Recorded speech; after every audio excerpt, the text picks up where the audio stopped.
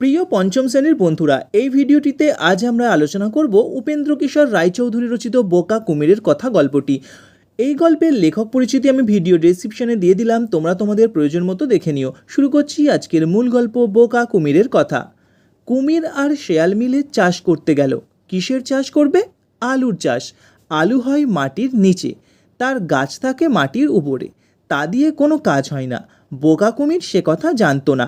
সে ভাবলে বুঝি আলু তার গাছের ফল। কুমির আর শেয়াল মিলে ঠিক করেছিল তারা দুজনে চাষ করতে যাবে। প্রথমে ঠিক হয় তারা আলুর চাষ করবে, কিন্তু আলু যে মাটির নিচে হয়, বোকা কুমির সে কথাটা জানতো না। সে ভাবতো আলু মনে হচ্ছে গাছের ফল। তাই সে শেয়ালকে ঠকাবার জন্য বললে, গাছের আগার দিক কিন্তু আমার আর গোড়ার দিক তোমার। সেজন্য কুমির মনে মনে ফোন দিয়ে এটেছিল যে শেয়ালকে সে এবার ঠকাবে। সেজন্য শেয়ালকে সে আগেই বলে দিয়েছিল গাছের আগার দিকটা কুমির নেবে আর গাছের গোড়ার দিকটা শেয়াল নেবে। শুনে শিয়াল হেসে বললে, আচ্ছা তাই হবে। শিয়াল শুনে হেসে বলল, আচ্ছা তাই হবে। তারপর যখন আলু হলো, কুমির তখন সব গাছের আগা কেটে তার বাড়িতে নিয়ে এলো। এনে দেখে তাতে একটাও আলু নেই।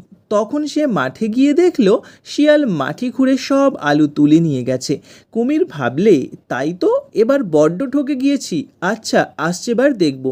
তখন কুমির আলু গাছের উপরের অংশগুলো সব কেটে বাড়ি নিয়ে চলে গিয়েছিল।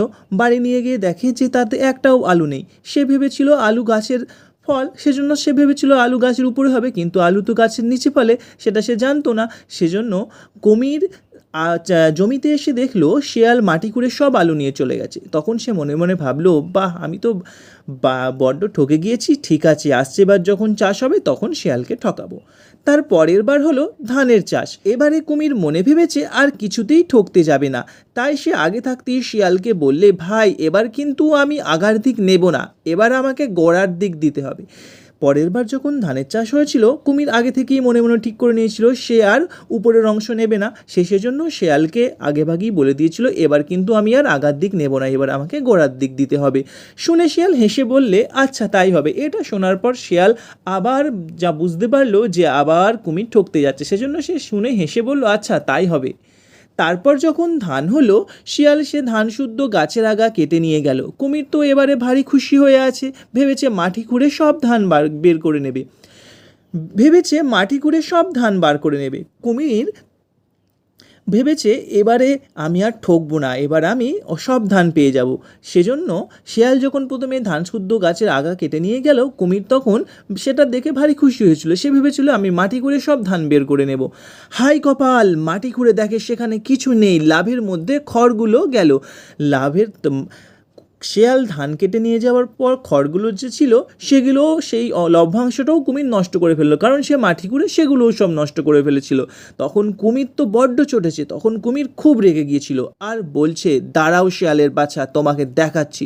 মনে মনে বলছে, দাঁড়াও শিয়ালের বাছা, তোমাকে এবার দেখাচ্ছি। এবারে আমি তোমাকে আগা নিতে দেব না, আমি সব আগা আমি নিয়ে আসবো। বলছি, এবার যখন পরবর্তী চাষ হবে তোমাকে আমি আর আগা নিতে দেব না, সব আগা আমি নিয়ে নেব। সেবার হলো আখের চাষ। পরবর্তীবারে হয়েছিল আখের চাষ। কুমির তো আগেই বলেছে এবার আর সে আগা না নিয়ে ছাড়বে না, কাজেই শিয়াল তাকে আগাগুলো দিয়ে নিজে আখগুলো নিয়ে ঘরে বসে মজা করে খেতে লাগলো। কুমির যখন আগে থেকেই বলে রেখেছিল সে আগা নেবে, সুতরাং শিয়াল তাকে আখ গাছের আগাগুলো কেটে ও নিচের মিষ্টি আখগুলো নিয়ে বাড়িতে বসে মজা করে খেতে লাগলো। কুমির আখের আগা ঘরে এনে চিবিয়ে দেখলো খালি নোনতা, তাতে একটুও মিষ্টি নেই। তখন সে রাগ করে আখগুলো সব ফেলে দিয়ে শিয়ালকে বলল, না ভাই, তোমার সঙ্গে আর আমি চাষ করতে যাব না, তুমি বড্ড ঠকাও। তখন কুমির দেখলো যে সে খালি আখ গাছের আগাগুলো নিয়ে এসছে, সেগুলো তো নোনটা, তাতে একটুও মিষ্টি নেই। তখন সে রাগ করে শিয়ালকে বলল, ভাই, তুমি আমাকে বড্ড ঠকাচ্ছ, তোমার সঙ্গে আর চাষ করব না। কিন্তু বন্ধুরা, আমরা এই গল্পটা পড়ে প্রথম থেকেই দেখতে পাচ্ছি কে ফসলের কোন অংশটা নেবে সেটা কুমিরই ঠিক করছিল। সুতরাং কুমির নিজের বোকামির ফল নিজেই পেয়েছে, এতে শেয়ালের কিন্তু কোনোই দোষ নেই।